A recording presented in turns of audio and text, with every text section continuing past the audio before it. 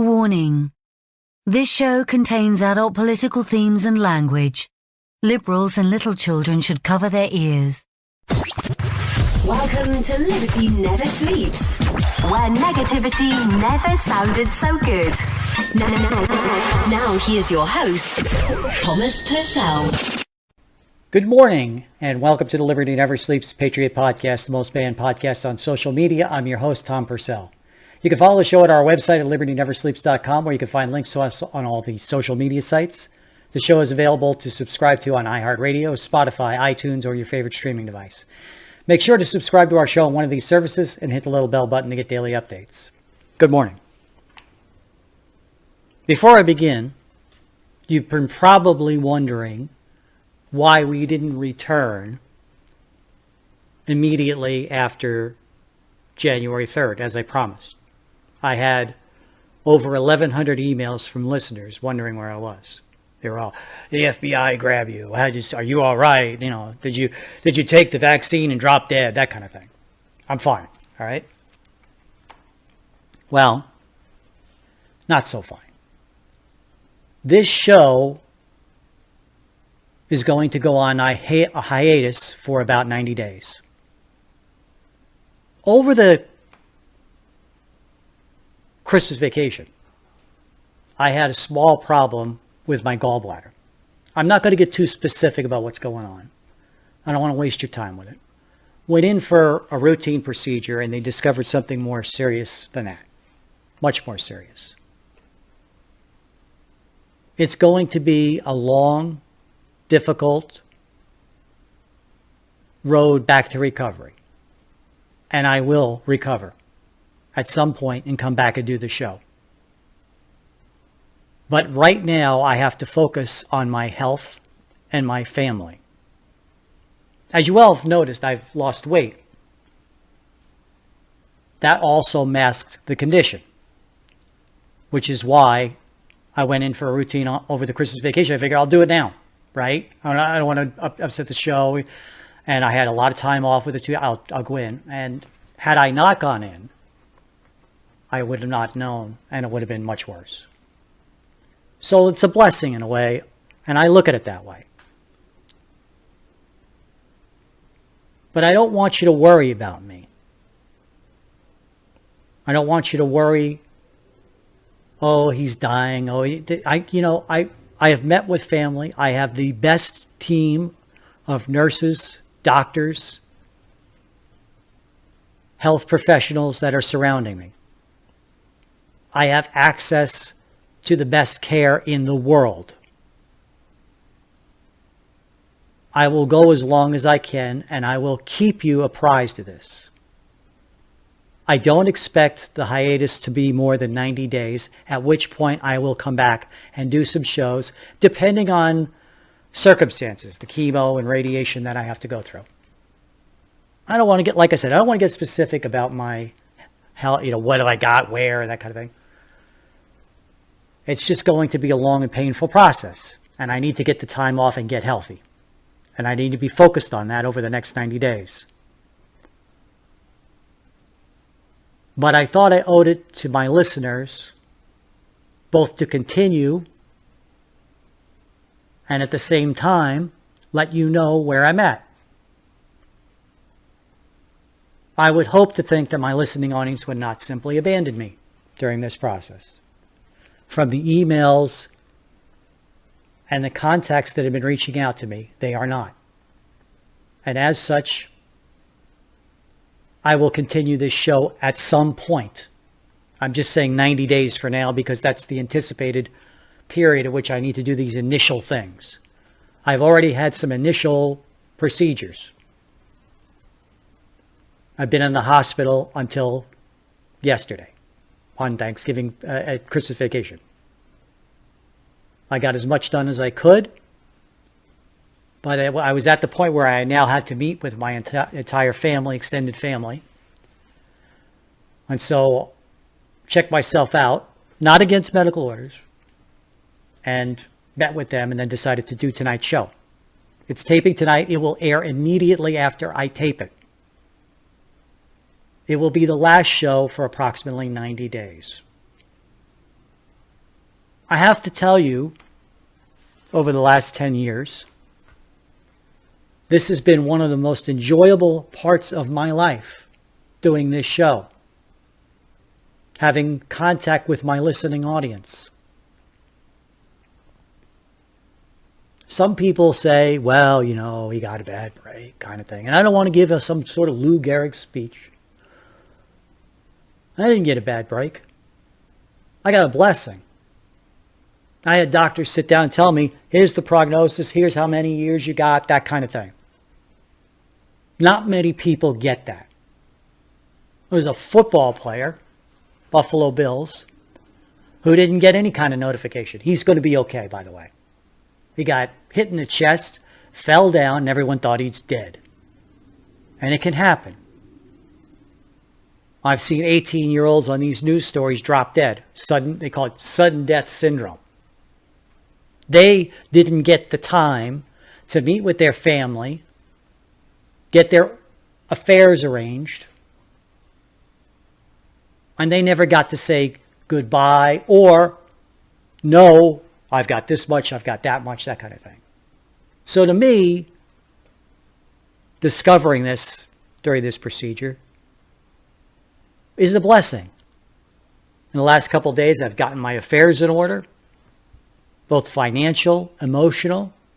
My entire family is behind me, and we have resources. Not many people can say that. And so I should look at it from that point of view. I do. And as such, because I'm going to fight this thing with everything that I have, both intellectually, emotionally, economically,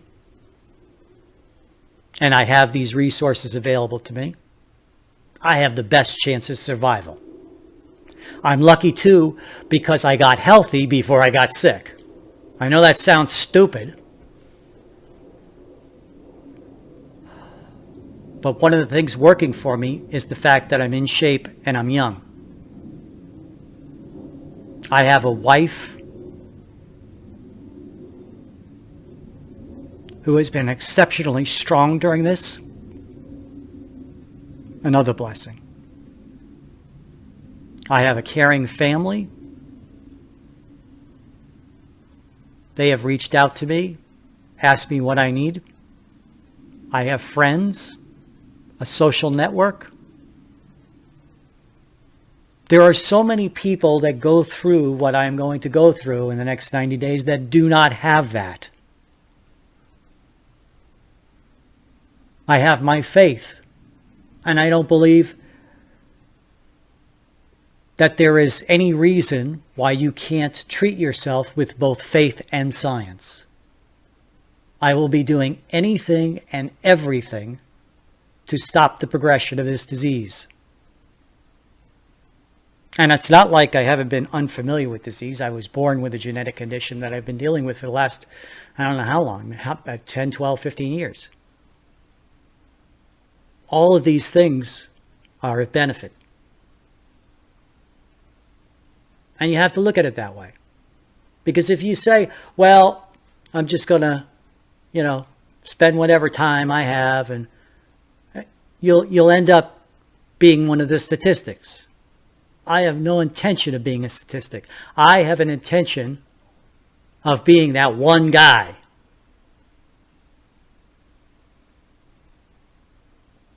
I have the best doctors.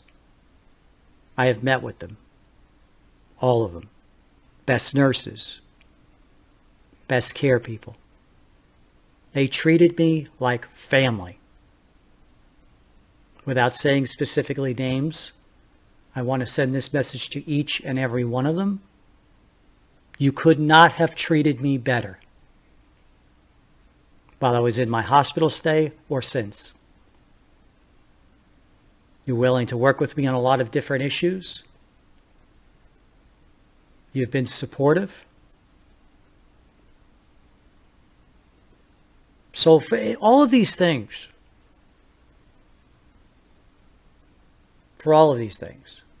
I'm grateful. I have no illusions about the dangers of what I'm going to face. And that's why I wanted to do this show tonight, to let you know. Don't worry about me. No long faces. I'm coming back. I also felt a responsibility to you to let you know where I was and what I was doing.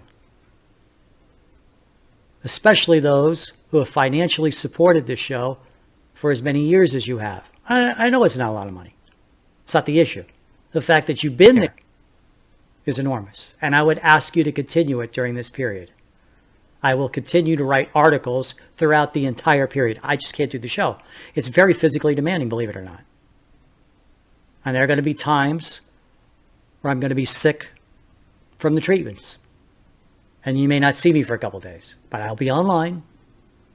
One of the great things about modern telecommunications is I could be online. I could talk with people as I'm getting things done. And I'm not going to do the Katie Couric thing. I hope you join me in this journey. You know, that kind of crap. Here, look inside my colon. Look at what they get. No. All I ask is that you continue to listen to the show. And I will be posting shows, maybe even during the hiatus. I don't know. I have no idea how bad it will be. They'll just pop up on your feed. So keep an eye out. And I'll be online a lot too. Tweeting, messaging. But enough about me today, okay? I'm not going to talk about it again. Much. I want to talk about what's going on in our country. Because if you think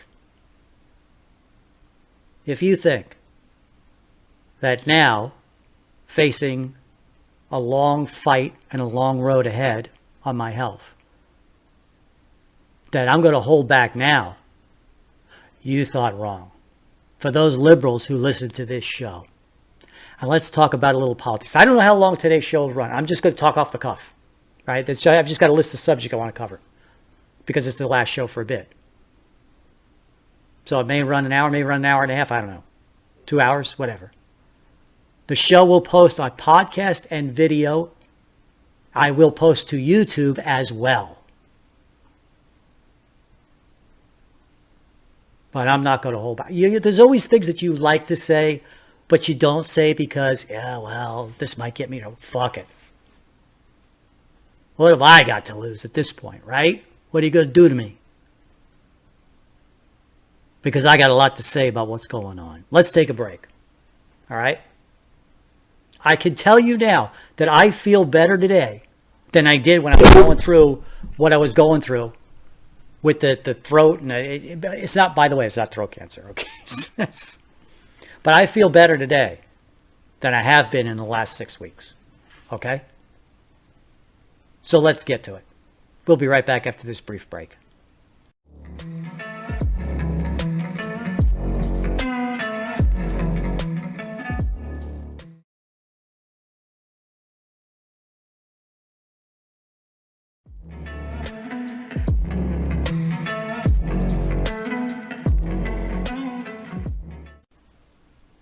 I'm sure you've all been watching what's been going on in the House. Kevin McCarthy put forth his name for the leadership position with the new Congress. He did so knowing full well he did not have the votes, with the presumption that, oh, I might lose the first ballot, but they'll eventually go along with it. Well, he was wrong. Kevin McCarthy does not have the votes to be Speaker of the House, and should not be. He has failed his constituency and the American people on a number of different levels. He mismanaged funds, he mishandled elections, and as a result only got a narrow margin. Had he handled the election properly, he would not be in the position that he's in. And that's how it works in this country. It doesn't mean, well, I got most of the votes, and so therefore everyone needs to go along. No, you don't have the votes. Okay? That's how it works. The 20 or so people, arch conservatives all, who are not voting for you, have every right to hold it up for 1,000,000 fucking ballots. If they don't want you as speaker, that's it. You can go as many times as you want. Oh, we were supposed to get this done. We have important work to do. No, you don't. You have one job as a conservative, to limit the spread and growth of spending and government creep into Americans' lives. And you have demonstrated that you cannot do that. You were part of a deal that spent $1.7 trillion that we need to borrow from people that are openly attacking this country. That's my opinion. Oh, well, these 20 people can't hold things up. Yes, they can. That's how the framers set it up. Just like our electoral college, just like our voting system. The framers fully intended that if there's a group of people who don't want you as speaker and you cannot reach a plurality, you don't get to be speaker. That's how it works. It's not a democracy. It's not like, well, we got enough or we got the most. No, you have to have a number. You didn't get it. Set the fuck down. Let's get somebody else in there who maybe can. And we'll have ballot after ballot after ballot until you either work out a deal, which you should be doing. I'm not privy to those conversations. Or you get somebody else who everybody will agree to. That's how it works. I'm tired of hearing from people, both right and left, well, they shouldn't hold up the process. No, this is the process, folks. And I hope those 20 people don't change their mind because they get bullied. If they change their mind, that's one thing. They say, well, maybe it's a good idea to go along. Some have. Some haven't. Some have walked away from Kevin McCarthy. But that's the process. You don't like it, they leave. Quit your job. I've said this to people who work at a place and go, I don't like working here. Well, why'd you take the job? The boss is tough on me. I'm not making enough money. Quit. Other people are lining up for that job. Don't complain to me. So I don't want to hear anymore, well, he's got 200 and some odd votes. He should get the rest. No, he shouldn't. Not if those people don't want to vote. They could stand up there all day. Just as I was going to tape, Matt Gaetz nominated President Trump for the Speaker of the House. See, I don't think he'll win, of course. Why not? Maybe he'll be the number one vote getter. Maybe we can convince him. Maybe we can convince some of the people on the McCarthy side. And that's the problem. The people that are voting for McCarthy are because he owns them. And not because they're doing it for ideological reasons. And the 20 people that are holding up are demonstrating that to the American people. They're not voting for Kevin McCarthy because he's going to be the best man for the job. They're voting for Kevin McCarthy because he's promised them things and give them things. That's why they won't change. Oh, the Republican Party is looking silly. No, the Republican Party is looking healthier than it's ever been. There are people that are willing to stand up and say, no, I don't want to do that. I don't want to do that anymore. I don't want to play that game of deal making, bargains, and watching the country go through the toilet. $1.7 trillion, man. It's ridiculous. Ridiculous. Well, if they sit down and they go, well, we'll vote for you if you give us ABCD or DC. Okay, that's fine. I would like them to be sitting down and talking every night. I don't know if they are or not. From reports, it's kind of chaos. That's not a good thing. That is not a good thing. They should be sitting down and talking and saying, we need this. We need a balanced budget amendment. We need that. That's good. If you don't want to do it, fuck them. Well, we'll ballot to ballot. I support every one of those people who say, I'm not going to vote for Kevin McCarthy because A, B, C, D. Okay, great. You're right. I wouldn't care if they stood up there and said, I don't like Kevin McCarthy because the ties he wears. They have a right to do that too. I've put forth a couple names. Okay, let's roll a ballot. Let's see. Now, I would have liked to have them do this beforehand because, they've been meeting, right? And saying, well, we're Kevin McCarthy. We're Kevin McCarthy. Okay. Well, that's why you hash these things out before it gets to the vote. We waited too long. We screwed it up. He should have never gone to this point. Well, we had to because, well, okay, fine. Then you're going to get embarrassed because you haven't got the votes. Simple as that.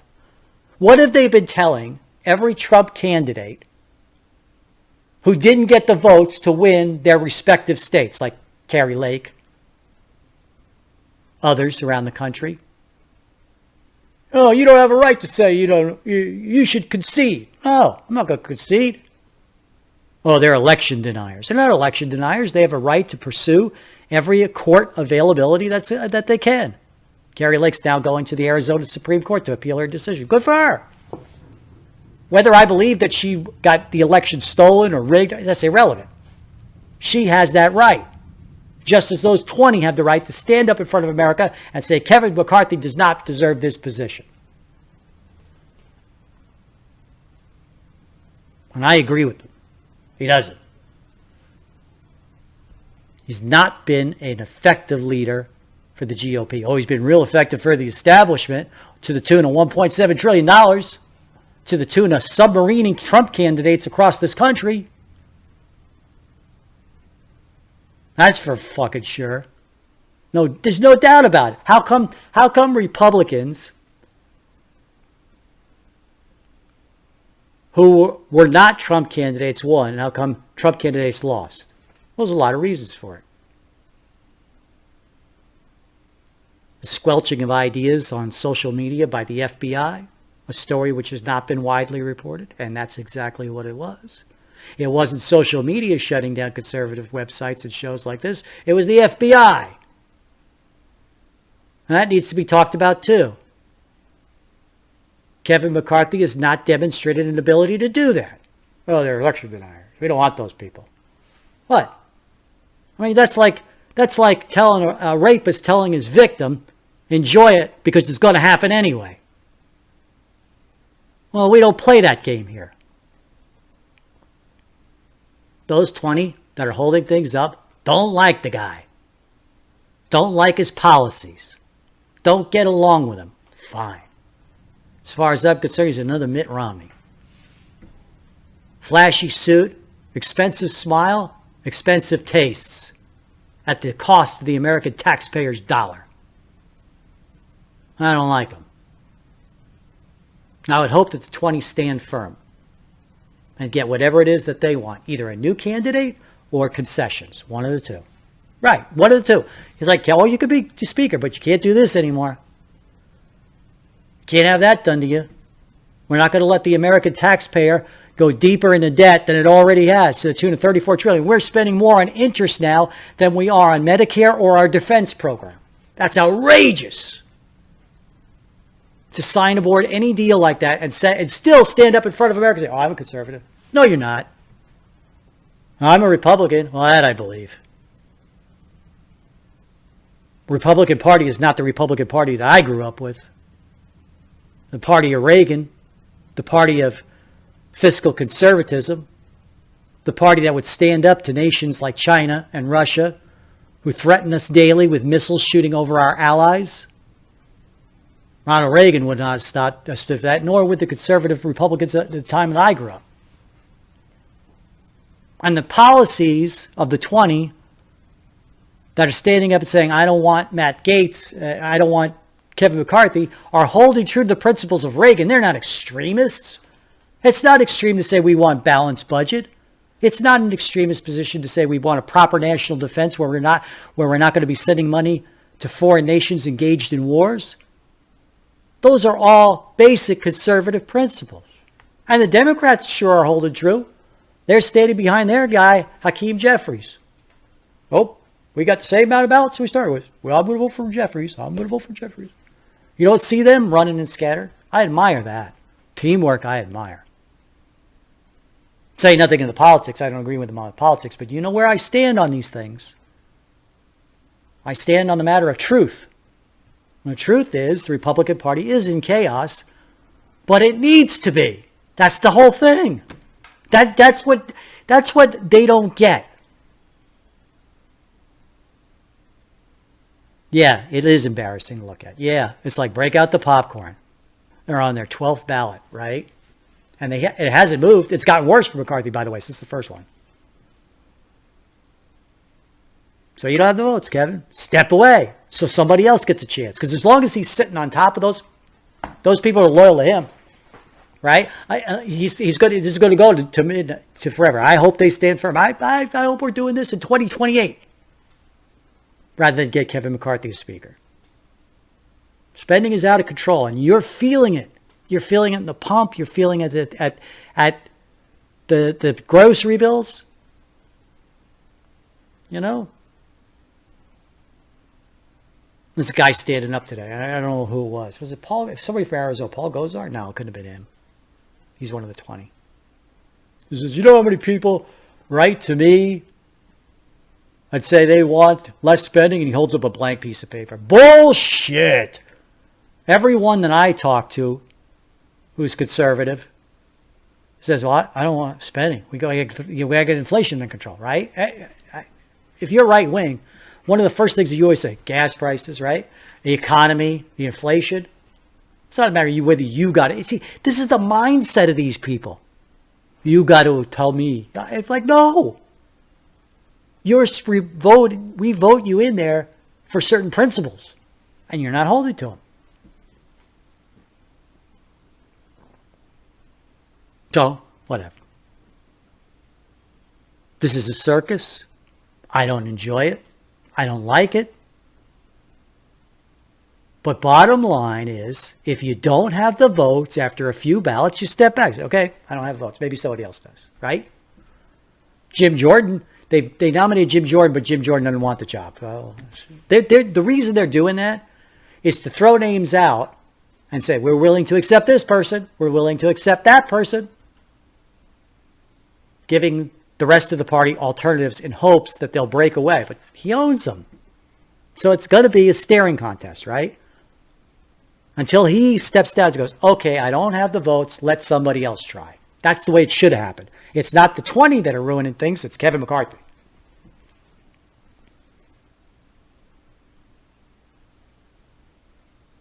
Ridiculous situation.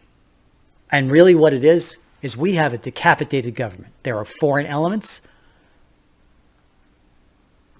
that want this to happen. You have a senile, mentally ill president. Guy can't walk to the podium in a straight line. I can. I'm seriously ill and I can walk in a straight line. Saying all kinds of things. They're not a patch on our genes. The guy's out of control. He should step down too. He's obviously not capable of doing the job. Who's in second command? Kamala Harris, right? She's just inept. She's just an idiot, incompetent. So you have a president and vice president that are incapable of doing a job, and now we don't have a speaker of the House. The American government has been decapitated by our enemies. That's what's really going on here.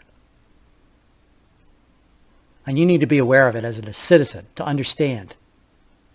It's only a matter of time before our enemies make a move. I don't know how when it'll be. Next week, next month, I don't know. That's the danger. And that's why people need to start talking about the 20 instead of the 200. Maybe they got a point, right? Maybe Kevin McCarthy should stand down and let somebody else get a try and bring back a functional government. Because we do not have one now. Let's take a break. Let's talk about that after this brief break. We'll be right back.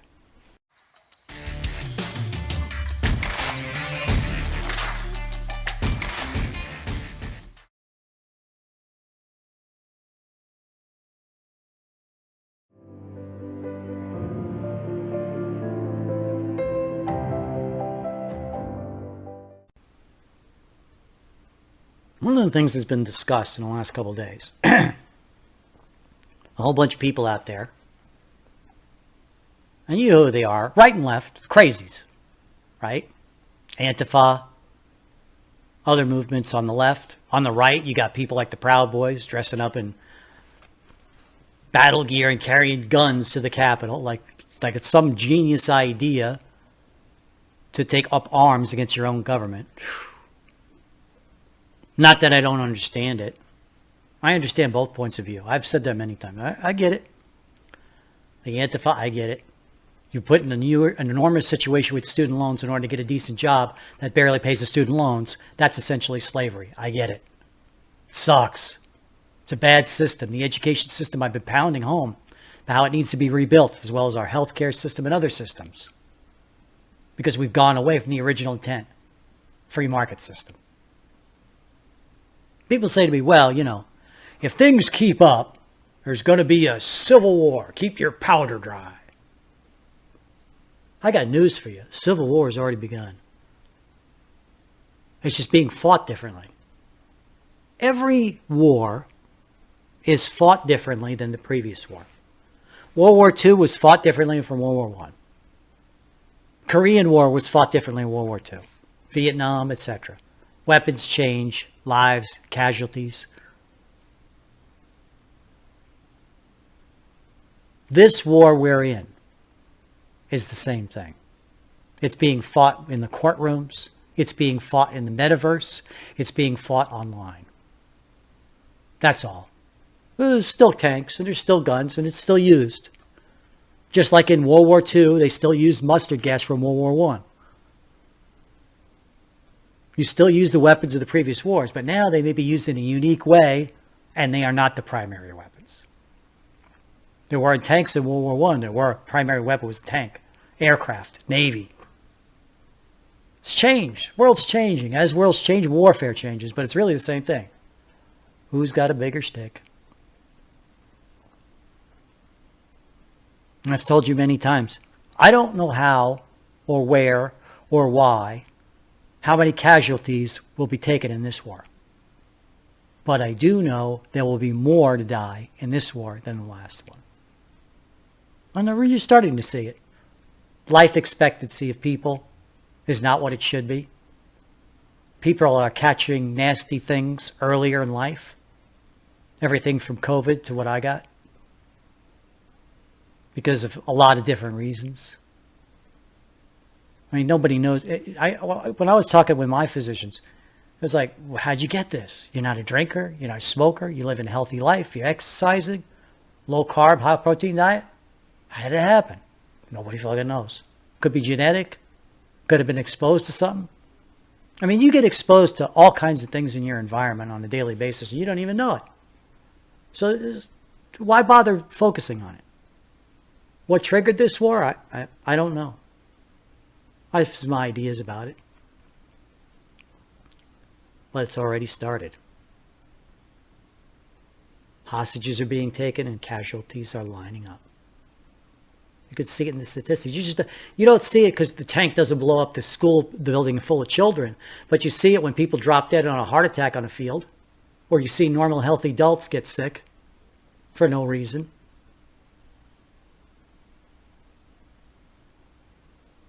So you better start fighting it. You better start getting active in your community about whatever is going on. All right? I came to that conclusion 9-10 years ago when I started this. Something had to be done. I said, this is my skill set. This is what I'm capable of. This is what technology is available to me. I started acting, doing what I'm doing. My question is, how many have to die before this war ends? How will it end? I have no idea. But I'm not going to sit back and play video games while it is happening. I'm going to do something about it. I'm going to get involved. You should too.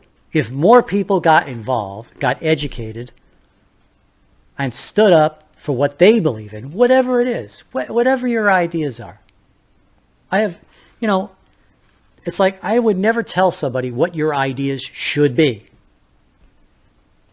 But I will tell you this. Whatever your ideas and whatever your politics are, you should fight for it. You should get involved. To say, well, I'm not political. Well, if you're not political, it's still going to affect your life, whether you are or you aren't. That I will tell you. How many have to die this time around? Tens of millions? Hundreds? I was in a hospital ward for the last 5 or 6 days. I saw people have it. When you're in the hospital that long, you see things. People sick, in pain. I would hear it through the walls. I had a private room, but you understand. You can't imagine. As much as I was thinking about my own health, you can't imagine how I felt about all those. I mean, I'm not in any pain now. Still aren't. Doctors did a wonderful job of it. Whatever I had going on right at the time, they were able to fix. But there were people in that hospital and they weren't getting fixed. It's nobody's fault. It's just they were in that situation, in pain. And those nurses, saints, all of them, angels, for doing that work. Running from room to room. I'd call for water or something. And I was mobile, right? I was like I am now. I could talk freely and everything. A little tired during all the stuff they were doing. I say, anything I can do to help, I can get my own stuff. It's like they would bring my food tray out, right? And they put it outside the door, call your nurse, it's ready. I just go get it, right? I wasn't going to ask them for anything unless I had to. And they would come in, do the blood test. They're really nice about it. You don't get any sleep at a hospital. They wake you every 4 hours for tests. It's okay. I didn't bitch. I didn't moan. It's like, what do you need? Oh, we don't want to wake you up. It's like, no, go wake, get me healthy.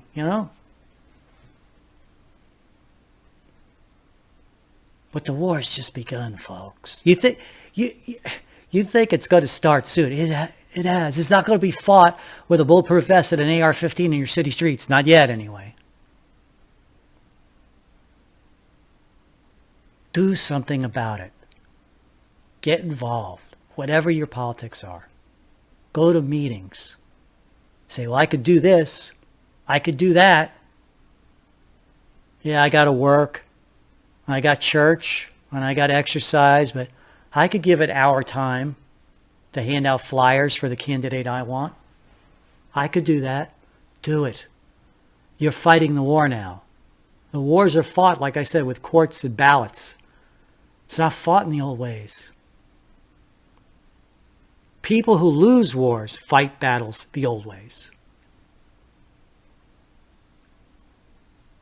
People that win them fight them in new ways. Or think of new ways to fight it. Brilliance. That's the future. Be a part of it. Let's take a break. I want to talk about this Rick Santos thing. This is the most ridiculous thing in the world. We'll be right back.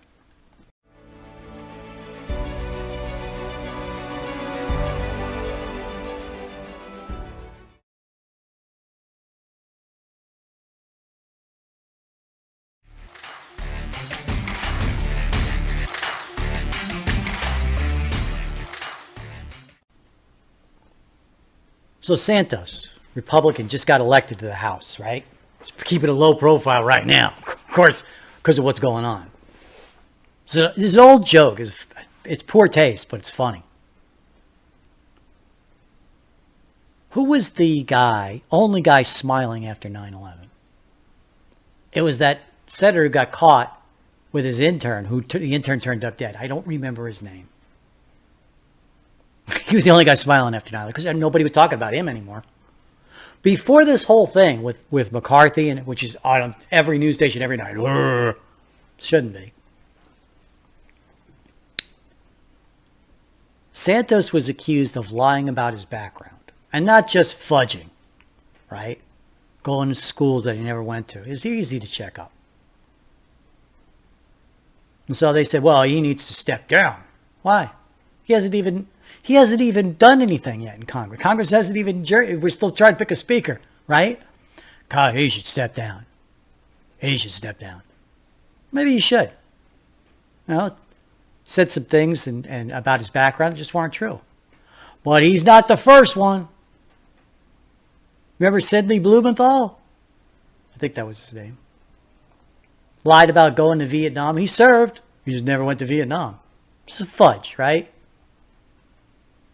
Served during the Vietnam years, but never went to any kind of combat post. But then again, neither did Pete Buttigieg. Pete Buttigieg went to Afghanistan. He was a soldier in Afghanistan. But you know there's a difference between marching up and down a road with landmines and sitting in a bunk doing computer paperwork as a soldier. You know full well. If you've served, you know. There are guys and there are guys. Guys you don't want to meet in a dark alley. Sidney Blumenthal was one of those people. He was the guy there. Nobody asked him to step down. Nobody said he should be there. What about Joe Biden? He's president of the United States. He's still doing it today. Well, I had my grandfather for World War I. I don't know what the fuck story he's got. He's a poor guy. He really should be in a hospital bed. He lies on a daily basis about his background. He makes up fudge stories all the time. Some of them just nobody can track it. I was a University of Pennsylvania professor. He never was a professor.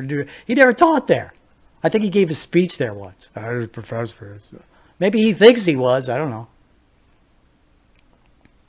People lie all the time about their backgrounds to get the job, right? People who go into an office and say, I could do this, I will do this, or I've done that before, do that. Why? Because they want the job. They know they could do the job, right? Well, they fudge things on their resume or outright lie. I'm a really smart guy. I could use Microsoft Excel and all that. I've never been trained on it, but I know how to use it. So what do I put on my resume? I could use Microsoft Excel. I could use this program. Really, technically, I can't. I've never been to a class in my life for Microsoft Excel, but I could use it. Can I use it as well as somebody who's trained to use it? No. But I learn fast. I know if I got the job, I'd be an expert in it in no time at all. So you lie about it. I could do that. I could do this. I could do that. Or you fudge. You know, you have some HR experience. You say, I've had a year of HR experience or 2 years or whatever. It could be checked up on. Most people don't check up all the little details of your resume. They check the basics. Do you have the degree from that university? That kind of thing. Nobody asks them to quit. Yeah, unless there's some problem with you doing the job. Nobody's going to ask you to quit. It doesn't happen. And they don't investigate past, your initial investigation of what your actual background is. If you appear that you could do the job and then you get the job and you can do it, nobody says anything. So let them work.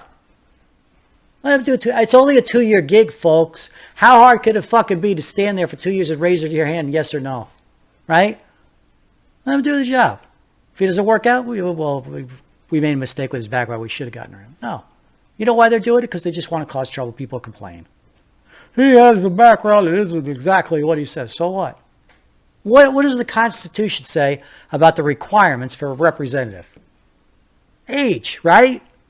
Right? It doesn't say you have to go to a university. It doesn't even say you have to go to school at all. Hell, we had presidents that never went to school that were great presidents. So what was everybody getting worked up about? I really don't care. It's up to him to decide at this point. He's been elected. It's up for his constituents to decide. If they want to elect a crack dealer as a representative, they can. That's what annoys me the hell out of the most. Well, he doesn't have the qualification. I remember AOC. Donald Trump needs to work his way up through the system, and he didn't have qualifications. Where's that in the Constitution, honey? It's not. And there's a reason why it's not. The framers never intended for a professional politician class. You know what they were called back in the day? A professional politician class? Royalty. We don't have that here. In fact, it always seems to work out best when we don't elect royalty. When we do, look at what happens. Kevin McCarthy, right? Jeb Bush, professional politicians. Hillary Clinton, politician all her life. Same thing. They're the ones that howl the most, by the way. The ones who have all these perfect backgrounds, have the perfect teeth and the perfect suits. No, I want people of all different colors in there. I want people of all different ideas, religions, different walks of life. There were people that, when I was sick, I hate bringing it up because it's just been a monumental thing in my life in the last 5 days because I hate doctors. Not personally. I just don't like going to them. Which is part of the problem. I should have went 6 months ago when I started showing something. I met people of different faiths, religions, colors. All different ideas. Some ideas I didn't agree with, some I did. 2 hours one night with a nurse in my room. She knows who she was. We talked about faith and religion and people. I talk with people of my own faith. Do you know who the one person who didn't have time for me? Knowing my condition. I didn't have time. 5 days I'm in the hospital. Didn't have time. Do you know who it was? It was the chaplain. The guy who's supposed to have time for you. The professional. The guy with the collar and the Bible and all the credentials, went to the right schools, whatever his background was. I never met him. Right? I never met him. I tired of waiting days. I said, you know what? I called the nurse station just one night in just a peak of anger. I called the nurse station. I go, how about that minister? I go, you know what? Tell him I don't want to see him. That he missed his chance. I only wanted 5 minutes of a time. I actually had a religious question that I couldn't answer. I had a Bible in front of me. I just, I'm stumped. How does this work? And I eventually found a passage which helped.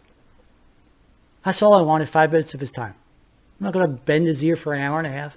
But the nurse, who was tending to a ward of patients who were critically ill, literally running up and down the hall, she found the time. That's why I love the average person on the street. The hard-working guy, the businessman. That's why I have such a distaste for people like Kevin McCarthy, Mitt Romney, professional politician class. What did you ever fucking do? Except take money from me and tell me how bad I was at whatever it was. I don't have the right credential to do what I do. I get that all the time. You didn't have any radio experience. What do you know? You never served at the state level. What do you know about state politics? I knew enough that Arizona, I begged them to change their election laws. Otherwise, they were going to lose the state. And as it turned out, that's what happened. You let these laws stand that you knew were beneficial to the Democrats and were harmful to Republicans who were running for office. That people were not given a fair shot. That it was a slanted floor. And I said, that's your first thing. Fuck all these audits, all this election denial stuff. Forget it. If you're not happy with the process, you change the laws. You don't sit there and complain about it. All you do is look like a poor loser. But you have that right to do that. That's the way I feel. It's like I was talking with my nurse about COVID. You're talking about, got this, got that, got this vaccine. I've been open with you. I took the vaccines. I just don't believe in mandates, right? It's the same thing. The professional class telling me what to do. I don't want to do it. Well, maybe it's in my best interest. Well, you might die. Well, yeah, I might. That's my choice. My doctors gave me that choice too with my treatment card. If you're not, Tom, you can just walk home. Just check out AMA. I said, no, I'm not going to do that. Thought about it. But I didn't. People who are smarter and wiser about things in life who I trust told me not to, and so I didn't. That's the way I work. That's the way America used to work. You listen to people that you trust, people that are experts, people that have the credentials, people that don't. And you make a decision, and everybody's okay with it. Nobody's okay with decision making anymore. Everybody's got to force everyone what to do. That's a big part of our problem. It's like what's going on with Kevin McCarthy. Those 20 have a right to make that decision. They don't have to give a reason. That's how it works. That's how the framers set it up. We haven't changed it in over 200 some odd years. I don't see any reason why we should do it now. It's worked for 200 years.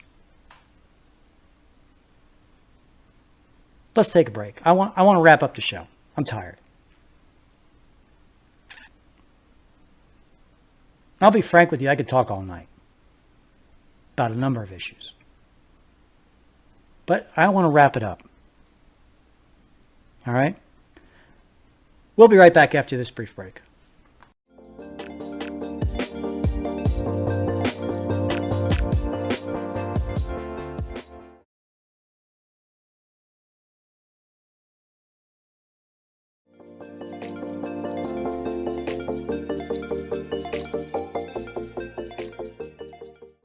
Oh, I'm back. Tired.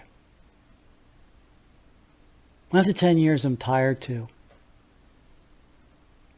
Tired of saying things to the American people, to my listening audience, and watching the country make the same mistakes over and over. Story of man, isn't it? Mankind, civilizations rise, they fall. And they always fall for the same reasons. They do it to themselves. Main focus has always been on this show about being a better person. Because when you're a better person, society is better people. And societies that are better people don't make the same mistakes that every civilization makes. Work hard, play hard. Love your family. Take care of them first. Stop worrying about the guy over in Ukraine and start worrying about the guy next door who can't get his money together to do his own yard. That's who you worry about. And as I said, I've been very lucky in my life. I've always done what I wanted. And sometimes it's hurt me. I didn't go to the best schools. I went to school, I got my education, but I could have done better. I could have worked harder in the classroom, maybe become a doctor. That's not what I wanted to do. I didn't like it. Did geology for a while. Loved it. Oh, I love geology. Because it encompasses so many things. From astronomy to archaeology. I loved the desert. I loved going out into it. I loved mapping Death Valley is one of the things I did. It was just, I did what I wanted when I wanted. And in the way I wanted, which was a blessing too. Well, if that means I've lived a shortened life, perhaps, that's okay. I can live with that. Quality of life is really important to me. Would I want more years, assuming I can't beat what this is? Yeah, sure. Would I sacrifice anything that I've done to get those years? Nope. Told my doctors that. Hey, I lived a fucking life you wouldn't believe. I've seen things and done things many men have never been able to do. Never been lucky enough to do. I've been blessed with a 20-year relationship. I told them, I'm still on the damn honeymoon. Which is why it's been so hard on her. Not many men could say that. I talked with one lady, really nice lady, the nurse. She says, man, I love my husband. Boy, he's a handful. I hate him sometimes. I said, don't hate him. I told her, I said, I've been on my honeymoon my whole life. My whole married life. She says, how do you do it? I said, I don't know. They used to say to me, you need to work on your relationship. Everybody needs to work on their relationship. I don't believe that. I think if it's right, you don't need to work very hard. I haven't. I don't seem to have. I don't think I have. Although my better half thinks I have, which is probably why I'm still around with her. Life is what you make it. It's choices that you make, how you deal with other people. I've made plenty of mistakes in my life. Things that I regret, honestly. I wish I could go back on some of these people and apologize to them for what I said or did. There's no point. There's no point. All that would do is make me feel better and reopen old wounds for them, right? So why do it? I just keep moving forward. Don't worry about the past. Worry about what you can do tomorrow or next week or next month or next year. You might not get them. There are things in my life that I still haven't done that I would have liked to have done that I know I will not be able to do now. That's okay. I live with that. Should have done it when I could. Can't do everything in life, right? I won't go out crawling on my belly. That's for fucking sure. I won't go out sitting on the sofa. Woe is me. No. Because I have every intention of getting as much out of this life as I can. And extend it as much as I can at the same time. Yeah, I'm like that. I want my cake and I'm going to eat it too.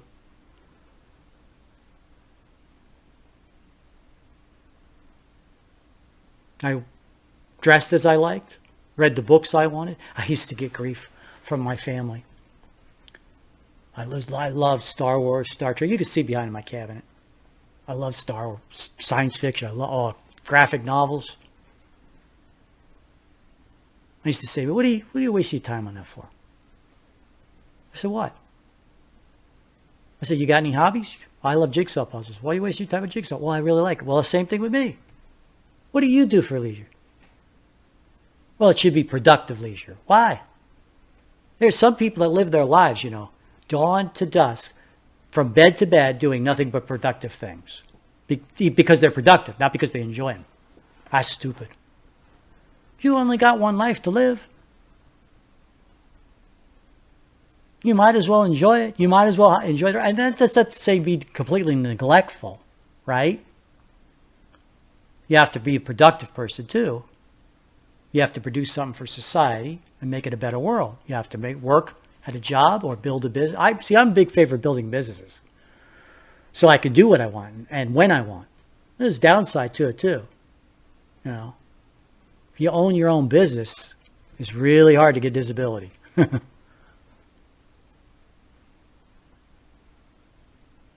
And there have been times when I've worked with other people. I've been miserable working for other people.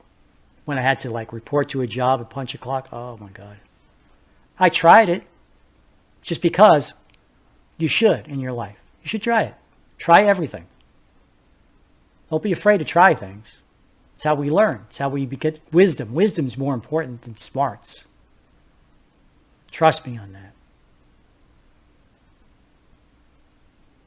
How come you painted your house this color? How come you did this? So I did what I wanted. Right? I like it. This would look better that way. No, and I like it this way. I like reading these books. I like watching these movies. I like listening to this music instead of that music. And when someone would ask me, well, how come you know this is better music? I don't like it. It sucks. I don't like that movie. That sucks. I'm open about it. You should be too. The world is a better place if people are more open about their things. Oh, it's a lot more contentious. That's for friggin' sure. Right? Look at what's going on up at the house. Those 20 people. I hope they don't change. I hope they don't change who they are. I hope they stand firm until they get what they want. Either someone else or a deal. One of the two. Never give up fighting. That's the worst thing you can do. To quote Clint Eastwood from a movie which I love, The Outlaw Josie Wales. Never give up fighting. Because that's when you lose. And it's going to get a lot worse from whatever position you're in that you're in now. But see, your enemies or the forces that are working against you, whether it be illness or economics or whatever, that's what they want. For you to give up, right? Who's howling the most about the 20 Republicans that are standing up and saying we don't want Kevin McCarthy for leadership? All the friends of Kevin McCarthy. Well, sure, they want you to give up. So that's easy. No. Just when you think that you're not going to win is the time when you need to fight hardest. Because when you neither fight nor you win, you lose. Plain and simple. That's just the plain truth of it. That's what he says. And he's right. When you neither fight nor win, then you do lose. But as long as you're fighting for victory, even if you may lose eventually in the end, you haven't lost yet. But I want to read something from you. I've spent a lot of time with the New Testament. You know me. I don't go to church. I'm not religious. But I'm a man of faith. I'm a Roman Catholic. I believe in that faith. And here's why. A very simple reason. It's a stupid reason. It's a reason why, Tom, why are you? I mean, you're highly intelligent. Most highly intelligent people are atheists. At least they tell me that. How can you believe in Bible thumping or prayers that will save you? They might. Got a whole bunch of people praying for me tonight. And I thank them for it. I think they're as important as doctors. Why wouldn't you? Why wouldn't you do everything you could? Why wouldn't you accept prayer in your life or God in your life? It's foolish. Why be dressed up and no place to go in the end? I have no idea what's going to happen after. But I got a pretty good idea based on something. And you don't hear many people talk about it.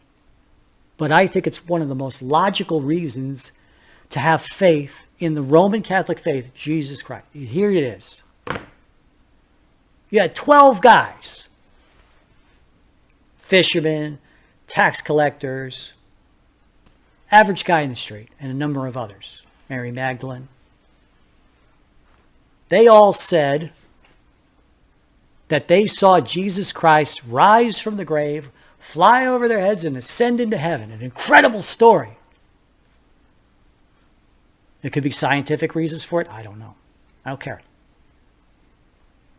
One of the things he said to those 12 apostles and others, go out and talk about me and the faith and what I have taught you. I'd say that to you now. Not that I'm comparing myself to Christ, of course, but. And so they did. Matthew, Mark, Luke, John, Peter, all of them. Peter himself denied his faith before Christ died, but not after he saw the ascension. So these guys go out, right? Jesus Christ is not just a prophet. He's not just a holy man. He is God. Or the Son of God. Son of Man, depending on what language you use. All 12 were tortured, martyred by various tribes and factions in the Roman Empire itself. John, they say, escaped. There's a debate about that. Originally it was reported they boiled him in oil to get him to recant his faith. I think that there was probably records changed because at that time, the time that John was at his end, the Roman Empire was moving toward Christianity, and they were probably embarrassed by the whole fucking thing, right? I mean, how could an emperor stand up and say he proclaims Christianity when it turns out that they martyred his 12 apostles? So there may be some of that, but I'm cynical, right? All 12 refused to recant their stories. All of them. You'd think one, right, facing being torn apart by lions or being boiled in, I mean, can you imagine?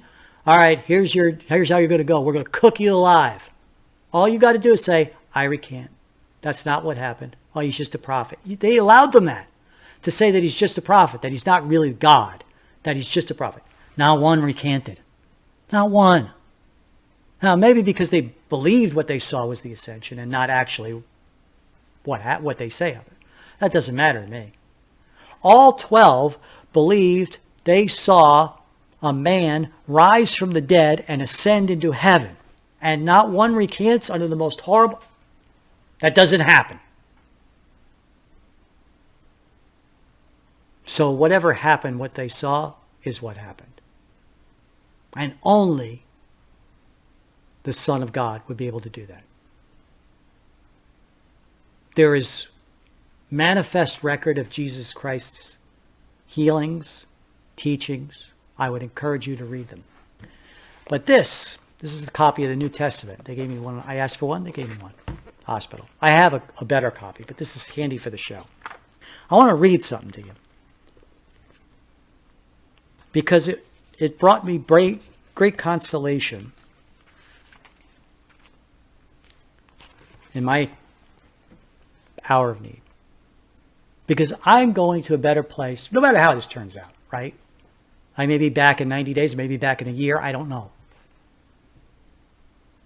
No matter how it turns out, this passage is how I believe people should live. To me, this is the essence of what Christ was teaching. It's not lengthy. You'll have to bear with me. Trust me, it's worth it. This is Matthew chapter 7. Judge not that you would not be judged.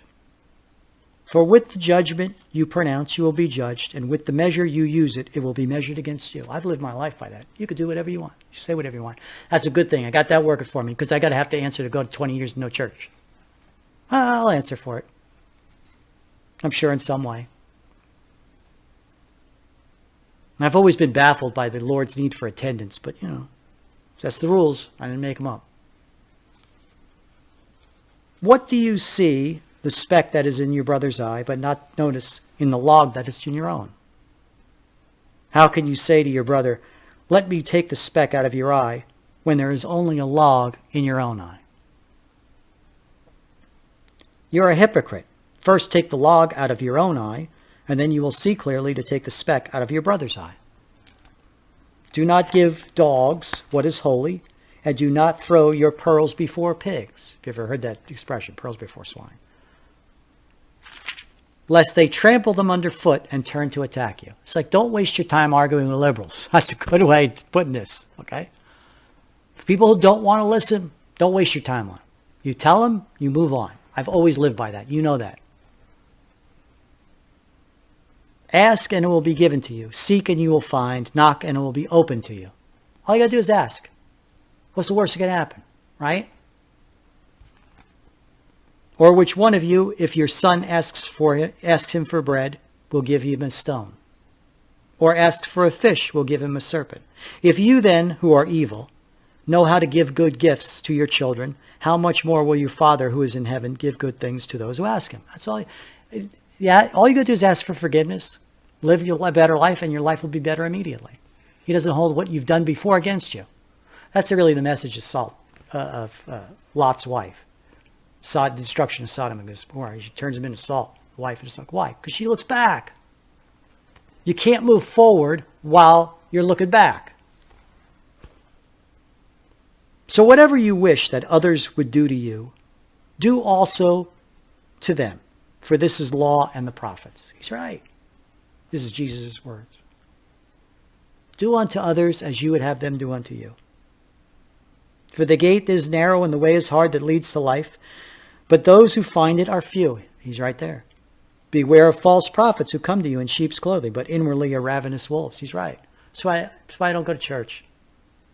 Not because I hate my fellow parishioners or anything. It's like, I'm sitting in a pew. He waves the Bible in front of you and says, oh, this.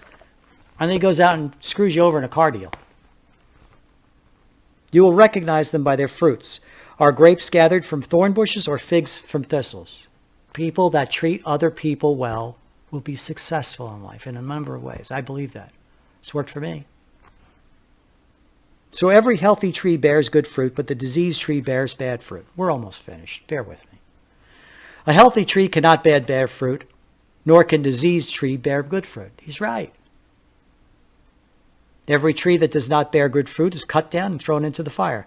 Thus you will recognize them by their fruits. Not everyone who says to me, Lord, Lord, will enter the kingdom of heaven, but the one who does the will of my Father who is in heaven. What does that say? Do the right thing. Don't worry about being perceived as a good person. Be who you are and do the right thing. On that day, many a day will say to me, Lord, Lord, did we not prophesy in your name and cast out demons in your name and do mighty arts in your name? And then I will declare them to you, I never knew you. Depart from me, you workers of lawlessness. He's right. Everyone then who hears these words of mine and does them will be like a wise man, but who built his house on the house of rock. And the rain fell, and the floods came, and the winds blew and beat on that house. But it did not fall, because it had been founded on that rock. Everyone who hears these words of mine and does them will be like a foolish man who built his house on sand. You've heard that expression before. be a better person, and you can be better to others, and you will profit from it. Maybe not money, right? But you profit from being a better person. Your house will stand stronger when it needs to during a time of a flood or a storm. And the rain fell, and the floods came, and the winds blew and beat against the house, and fell, and great fall of it. And when Jesus finished saying these sayings, the crowds were astonished at his teachings. For he was teaching them not as one who has authority, but as one of their scribes. That's the message of Jesus. I'm with you. I'm not telling you because I'm a Pharisee, and I've got a credential, and I've got this teaching, and I walk in these robes and these golden cups I carry, which I only will drink out of. No, everybody has a chance to get into heaven. We're all equal. That's my departing message for this last show. That is what I have imparted upon you for the last 10 years. Be a better person, and the rest will follow. I'm not worried about who's in office or whether Hillary Clinton is doing awful things. I really don't care. Very chilled like that as I talk with this nurse. I don't care. You know why? Because I'm going to go out and I'm going to tell people to be better people. And that's how I'm going to beat people like that. I'm not going to beat Hillary Clinton across a law courtroom. Or these election deniers, as they're called. They're not going to win. So why bother? You go out, send the message, be a better person, treat each other well, and it will happen. The things that you want. The wrongful will go to jail, will be exposed to the American people. The spending will stop. That's the message I've been giving you for 10 years. It's not going to change now. If you were hoping that I was going to recant, I should have been a better person. Fuck no. I could have been a better person, sure.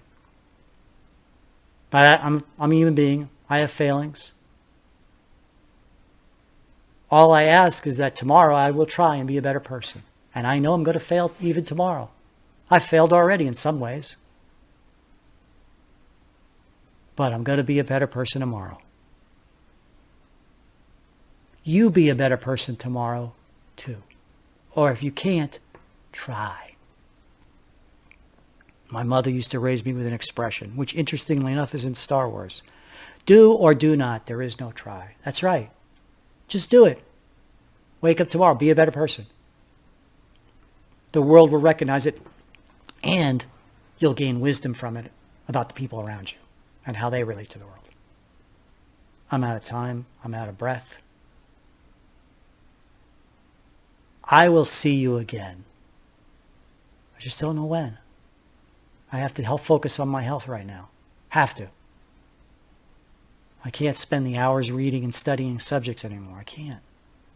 I have to spend many hours building back my strength and my health. But I'm going to do it. I'm going to try. I'll be back. In the meantime, I'll be writing articles probably for the weekends and stuff when I have available time in between treatments. I'll write a column or two and talk about all these subjects that I've talked about. Talk about a little bit about Jesus Christ, a little bit about, and like I said, I'm not a Bible thumper. I don't want to force it on you. All right? I find the words of the Quran quite beautiful too. But I'll be back. Farewell, everybody, for now. Take care. You've been listening to the Liberty Never Sleeps podcast with your host, Tom Purcell. Negativity never sounded so good.